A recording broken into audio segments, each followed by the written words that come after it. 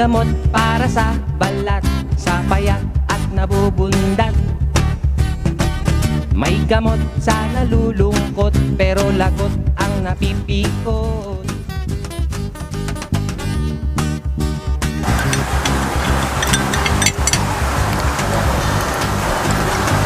May gamot Harap! balat. Doc G! Kain na ang sarap ng pagkain, ano? Napaka-good morning nito. Harap! Ay ko? Ano ba naman yan? Bakit? Eh, ang topic natin eh, tungkol sa peptic ulcer, tapos sili, suka. Ano ba yan? Eh, di lalong, baka magka-ulcer ka. Ayan ka na naman eh. Tuwing Sabado na lang ng umaga, bakit ka ganyan? Para kang konsensya ko. Lagi mo akong pinapapraning. Concerned lang ako sa'yo. Baka ma-misinterpret nila yan, ha? Hindi, sa lahat naman ng kaibigan ko, concerned ako eh. Pero, Ganon? ang usapan kasi natin yan ay tungkol sa peptic ulcer.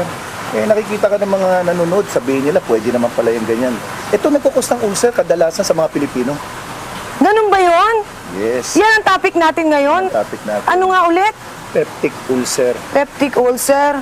Kala ko pa naman isang good morning ito para sa akin at sa inyong lahat. Eh, kita mo, pinagbabawalan ako ni Doc G kumain. Sige na, hindi na ako kakain. Anyway, magandang umaga po sa inyong lahat. At ang pag-uusapan po natin ngayon sa Kalusugan TV ay tungkol sa peptic ulcer.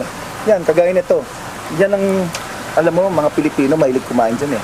Na mga suka, sinasawsa yung chicharon. Tapos, ubus na yung chicharon, inumin yung suka. Oo nga, paborito ko ang gawin yun eh. Yung iba, kinakain pa yung sili. Pero alam mo, nabanggit mo yung ulcer. Yan ang isang number one na sakit din sa karamihan ng mga artista eh. Hindi lang sa artista, kasi there was a survey, 5 million na Pilipino ang may ulcer sa Metro Manila. Ganon? Oo, Ang masakit. dami? Alam mo, masakit niyan. Dati, ang ulcer, nasa edad lang yan na 25 to 55. Ibig sabihin, 25 years old hanggang 55 years old, sila nagkaka-ulcer kadalasan. Pero ngayon sa survey, bumaba na. 12 years old hanggang 18, tumataas na ang bilang ngayon ng ulcer. At sa mga may edad, from 56 hanggang 65, nagkaka-ulcer. So, pag-uusapan natin ngayon yung ulcer na yan. Grabe. Talagang pinapanervyos mo ko. Kaya tubig na lang siguro inumin ko, Doc G. Ayan, mas okay pa yan. Pero Mas okay kailangan to? yung tubig na malinis. Eh, teka muna, itong tanong ko sa'yo, ha? Kasi ito, kadalasan nangyayari sa mga artista, eh, yung wala sa oras ang pagkain. Tanong ko lang, yung gutom ba daw, it can cause ulcer? Totoo ba yan? Well, sa ating pagbabalik dito sa Kalusugan TV, pag-uusapan natin, ano ba mga kadahilanan bakit nagkaka-ulcer ang isang tao? So, tutok lang kayo dito sa Kalusugan TV. Hindi na ako kakain. Hindi, Bawal nagkakasin to? ng gutom. May gamot para sa balat. So, ang mga simptomas ng peptic ulcers marami. Pero ang pinakamadalas na nirereklamo ng mga pasyente ay yung hapdi ng tiyan. Na kadalasan, pag masyadong grabe, paminsan hindi nga sila makatulog dahil sa sakit. Yung iba naman, nakakaramdam sila ng para bang hilo, depende nga kung dumudugo na nga yung ulcer. Paminsan may mga simptomas sila na nahihilo sila. Paminsan meron rin silang mga simptomas kung saan sila ay naduduwal.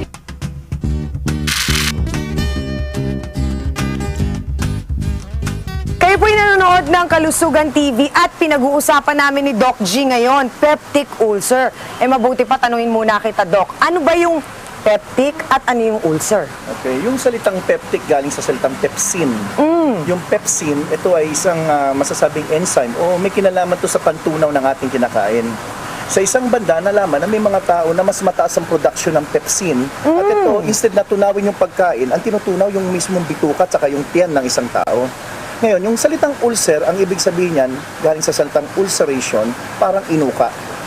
Para mas madaling matandaan ng mga nanonood sa atin, parang kaling naka-ispalto.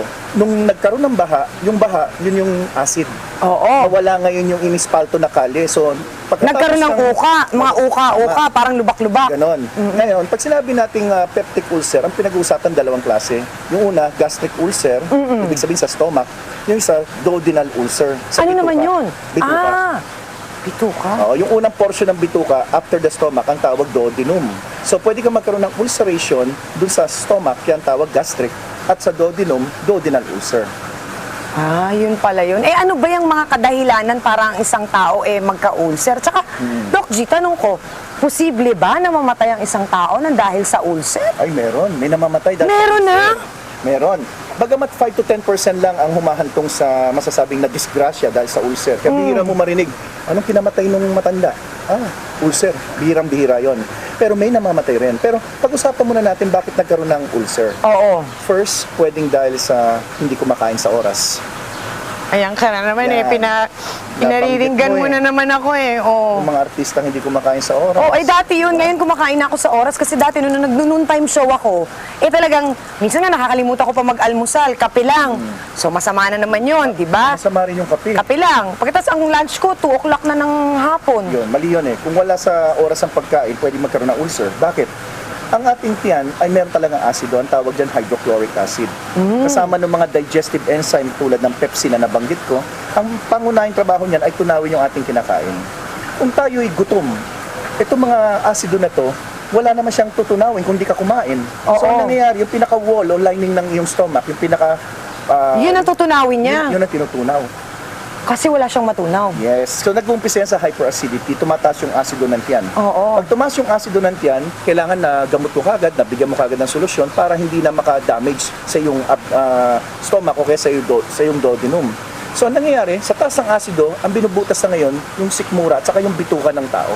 Naku, ganun pala yun. Yan. Then number 2, pwede naman yung mga taong under stress. Marami kang iniisip. Pag ikaw ay namumblema o kaya natakot, nagulat, nangyari na rin sa akin na naging guest speaker ako sa isang malaking okasyon. Ninervyos ako ng ninervyos at tumaas yung asido ko. After nung magsalita ako, namimilipit ako sa sakit dahil bigla akong nag-hyperacidity. Ano yun, Doc? After nun, parang naduwal ka. Pakiramdam mo, nasusuka, naduduwal. Nahihilo, ganun. Pinagpapawisan, nahihilo. At pakiramdam mo may kabag. At Oo. unang-una Parang may palagi alien ka sa tiyan. Parang may hangin na Oo. gumagalaw-galaw. Oo. Then, pwede rin yung dahil sa maling pagkain. Yan nga, yung sinabi ko, yung sili, Sabi ko nga hindi ko na nga paborito yung sili at suka. masama Ayoko yan. na yan, suka, yung paninigarilyo, yung pag-inom ng kape, yung pag-inom ng alak, lahat yan ay pwede magbigay ng pinsala sa pasyente. Pero ang matindi ngayon, may nalaman na posible pala na 80% to 90% ng mga pasyente may ulcer ngayon, ang dahilan bakterya. Oh, may gano'n naman. Meron ng ganon. So may isang bacteria na na-identify na ang pangalan Helicobacter pylori. Pangit naman ang pangalan niya. Parang helicopter Oo. na may pylori. Ganon, no? So itong Helicobacter pylori, isang uri ng bakterya na masasabing nandyan sa loob ng ating sikmura. Ngunit sa anumang dahilan, pag tumaas ang bilang nito, nakakabigay ng pagtaas ng asido at sinisira nito ang ating sikmura. Naninervyos na naman ako, Doc G. Alam mo, Ang dami niya. Nauupo na ako sa nervyos. Okay, kaya nga, huwag mo nang ituloy. Di na ayoko na kumain yan. Tapos iwasan mo na yung pag-inom ng sobrang kape. Eto na, tubig lang, Tubig lang, pwede na yan. Actually, meron nga sabi ng mga matatanda, uminom ng gatas pag may ulcer. Ay, pwede yun? Hindi rin pwede. Bakit?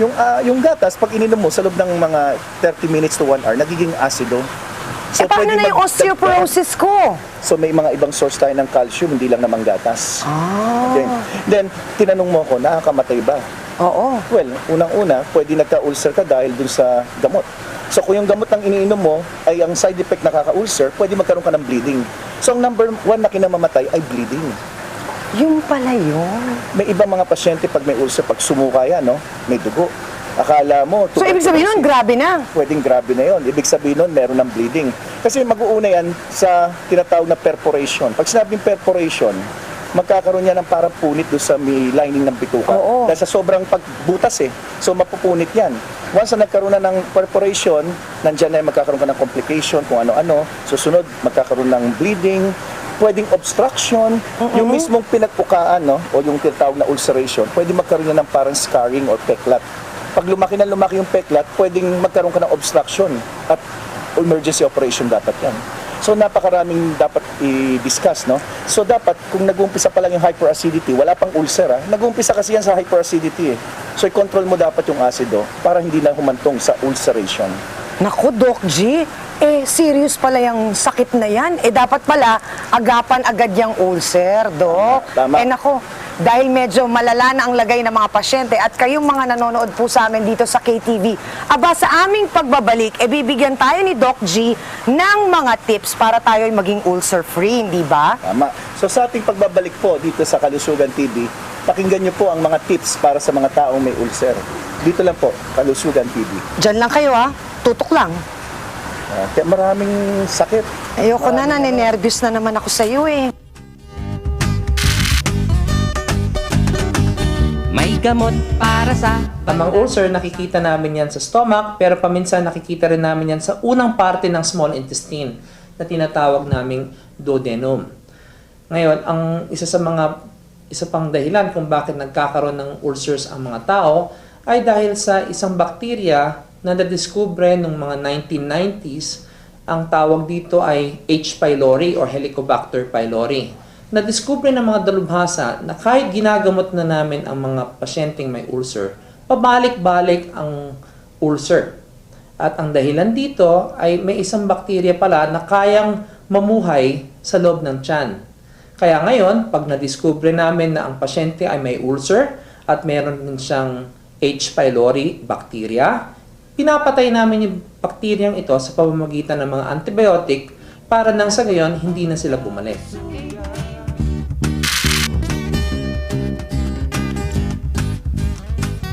Kayo po'y nanonood ng Kalusugan TV at eto na ang inaabangan natin. Tips para tayo ay maging ulcer-free habang nag-enjoy ako dito sa santuario at pa red wine pa ang lola nyo, di ba? Sa mo, Doc G. Teka.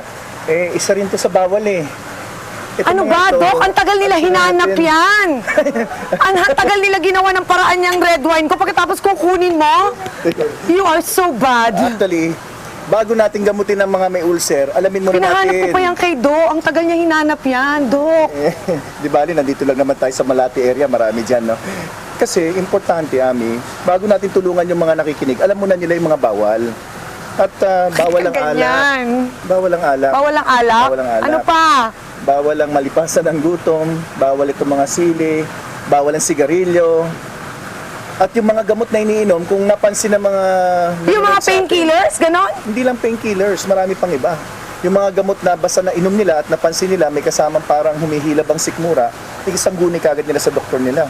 Alam mo, minsan iniisip ko kung mabuting maging friend kita o hindi eh. Kasi parang lahat na lang pinagbabawal mo eh. Buti nga, concern ako sa iyo. Parang nung mga first 2-3 episodes natin, parang happy ako na friends tayo kasi ginaguide mo ako sa healthy living, nung ganon, di ba? Pero parang ngayon, parang naninervyos na ako. Parang may anxiety attack ako every Saturday. Kaya mo ba ang dami naming concern sa iyo? O baka yan ka na naman, mamimisinterpret na naman nila yan. Okay, go. Hindi, Ano pang ibang well, tips? Ito, no, kung napansin nga nila na meron silang nainom, nakain, na biglang sumama ang tiyan nila at parang humihilab ang tiyan, itigil nila, ilista kagad nila. Then, So dapat minomonitor yun. minomonitor dapat. Okay. Pagkatapos, kung ang dahilan naman ng pabalik-balik na sinisikmura ay bakterya, for example, nakita to sa pamamagitan ng eksaminasyon, dapat Nako, direct. antibiotics. Naku, direct, Doc G. Meron yan si Rolly, oh. Ano yung cameraman natin? Lahat yan pati itong isa meron din Meron pero din? ang dahilan naman yan dahil sa kainom. Ayun. Inom tapos may Rinig niya. sigarilyo, di ba? Oo. Yan ang dahilan. Pero ibig sabihin, ang importante, eliminate natin kung ano yung nagkukos ng pain. At yun ang pinaka-ultimate na solusyon. Ngayon, kung iinom lang tayo ng antacid, tapos yung ginagawa natin... Tapos ginagawa mo pa rin yung mga dati mong masasamang bisyo, Tama. walang mangyayari, Rolly. Walang mangyayari. Kaka-ulcer ka talaga. Oo. Kaya yung nabanggit natin mga gamot, no, hindi lang yung gamot sa arthritis, yung mga pain relievers, pati yung mga may steroids, mga anti-inflammatory drugs na may steroids. Oo. Yung steroids naman, ito kadalasan nito binibigay sa may hika, sa may arthritis, at nagbibigay din ng paghilab ng sikmura yan. Nako, mga televiewers, kita nyo, narinig nyo, ang daming magagandang tips na binigay ni Doc G. Sana tinandaan yung lahat yon at isinulat nila, di Pero ba? Ami, gusto ko rin idagdag, sa mga malalang kaso, kailangan mag-undergo ng operation. Halimbawa, kung yung asido ng tiyan talagang malakas ang production at bagamat umiinom na ng gamot, hindi pa rin mawala yung sakit, doon na pumapasok yung pag-opera. Ang operation na ginagawa dyan, yung bagotomy, medyo pangalan pa lang bagotomy. Bagot na yung tiyan niya, kaya kailangan operahan. Ang ibig sabihin ng bagotomy, Ano yun? yung vagus nerve na nagbibigay ng stimulation for acid production ay parang pinapatay. So, bagotomy, So, puputulin. puputulin. Okay. At may iba pa mga matitinding pangalan dyan, mga anthrectomy, pyloro. Ano naman yun? Mahihirap Para na ito, maintindihan ni Aling Maria at saka ni Mang Juan na nanonood. Ito mga anthrectomy, pyloroplasty, ito ginagawa na to ng mga surgeon sa mga matitinding kaso ng hyperacidity na hindi makontrol. Mas maganda isang guni yan sa mga saruhano. Sa mga espesyalista. Espesyalista. Eh, paano yung Doc kung talagang ganun nakalala? So, nabanggit mo nga kanina, pwede siyang maging cause of death. Pwede. Yung continuous bleeding lang, pwede mag-cause ng death yan. Eh, teka muna, Doc, paano yung kunyari, yung mga televiewers natin, I'm sure marami dyan, ang mga buntis. Paano yun? Kung buntis ka, tas may ulcer ka, paano mo gagamutin? Yun nga mas mahirap gamutin. Dahil minsan, yung unang 3 buwan ng pagbubuntis ng babae, may kasamang pangangasim, pagbubuwal, na sinasabing naglilihi, no? Yung unang 3 buwan lang yan. Usually, first 3 months, bago sila uminom ng gamot, kailangan magpasangguni mo sa doktor para makasiguro na hindi makaapekto sa bata. Mas maganda, isangguni sa doktor. Huwag magse-self-medicate. Wag, bawal May yun. mga medication nga pala sa ulcer na pag ininom, ang pwede maging side effect ay magkaroon ng abortion. So hindi ko ina-advise na magse-self-medicate ang mga nakikinig sa atin, lalo na pag buntis. Naku, tandaan niyo po yun, ha? Huwag kayong magsa-self-medication. Pero, Doc, balita ko, bukod sa mga tips na binigay mo sa amin, may formula ka rin na i-share sa amin Okay. ngayong Saturday morning na ito. Ito ay isang uri ng Ito'y pwede tipid nilang gawin. tips, no? Tipid na tipid, no? Kumuha sila ng cabbage or repolyo. Repolyo. Okay. Mga 250 grams ng repolyo. Pakuluan nila sa tubig na mga 500 ml. Pakuluan lang ng mga... Sa tubig lang, papakuluan. Pakuluan lang yan ng mga 5 to 10 minutes. At yung mismong napagkuluan, yun ang iinumin nila. At maaari makatulong yan na mabawasan ng paghilab ng sikmura.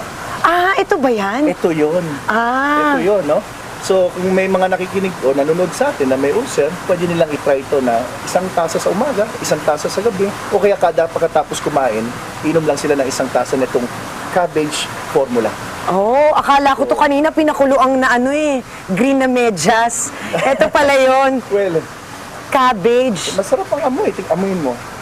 Titikman ko ba? Pwede, sige. Hindi, wag, Eh, wala Doc. ka naman yata ulcer eh. Wala naman akong ulcer, tsaka pass ako dyan kasi hindi naman ako vegetarian eh. Oh, pero mas maganda itong inumin nyo kaysa, Tsaka ayoko maging last episode ko ito. kaysa ganitong inumin, mas maganda to. Oo. So, wag na instead yung red ng wine. Alak, red wine. So mas kayo po, maganda ito. yung mga nanonood sa atin, try nyo to sa bahay kung nararamdaman yung kayo ay may ulcer. Tapos Cabbage soup. Tipid tip mula kay Doc Baka may G. magtanong saan nabibili ang cabbage. Kasi last time nung nag-episode tayo nung anti-boom-boom, Oh, ang dami nagtatanong saan nabibili yung sage, yung rosemary. Eh sabi ko, sa groceries sa meron. grocery, oo, at sa inyong suking tindahan. No, Kaya di ba? Ang problema, pinuntahan hardware eh. Ano ba? Okay, itong cabbage, saan Aga-aga. nabibili ang cabbage? Sa basketball court? Ay, hindi ba? Sorry. Sa supermarket. Sa palengke, Doc. Madami. Sa gas station, baka meron din. Ay, naku. Wag na nga. Doon sa palengke, Oo, sa pagbabalik natin, eto na ang paboritong portion ng buong bayan. Ayan na naman. Paborito rin yan ng mga cameraman dito sa amin eh. Ang itanong mo kay Doc, libre ang sagot. Sa pagbabalik po ng Kalusugan TV.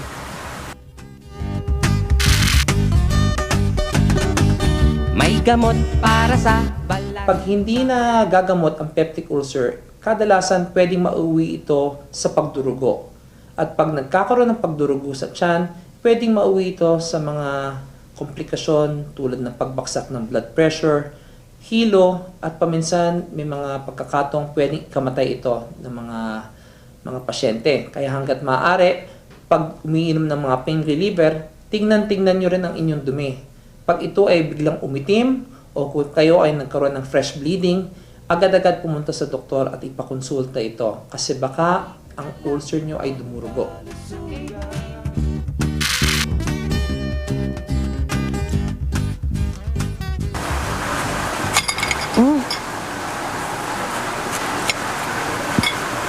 Ay, welcome back po. Kayo ay nanonood ng Kalusugan TV.